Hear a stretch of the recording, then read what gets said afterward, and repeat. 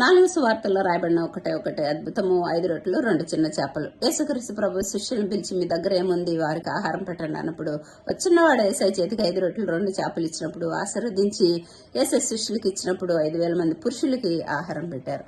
ప్రభు అందరికి 5 తలాంతులు 2 తలాంతులు అనుగ్రహించారు. కాబట్టి పరలోక ప్రార్థనలో సెలవులో చెప్పిన కూడా ఇదే చెప్పబడినది.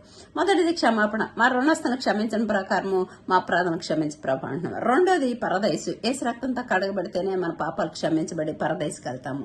మూడోది ప్రేమ. పరలోకమందున మాకు తండ్రి అని ప్రార్థన చేసినప్పుడు మన తల్లిదండ్రులు మనము సన్మానించాలి. ఐదోది విడిచిపెట్టడం. దేవుని విడిచిపెట్టే దుష్టమైన హృదయం నీకుందేమో సరి చేసుకుంటున్నాడు. 5 దప్పిగా ధనఘనతలు స్వనీతి కోసము ఈ లోకంలో దేనికోసం దప్పికొంచున్నా, రక్షణ కోసం దప్పికొంచున్నా. 5వది సమాప్తమైనది. ప్రభువా, నీ క్రియలు మంచివైన చెడ్డైన తీర్పులోనికి వస్తాయి.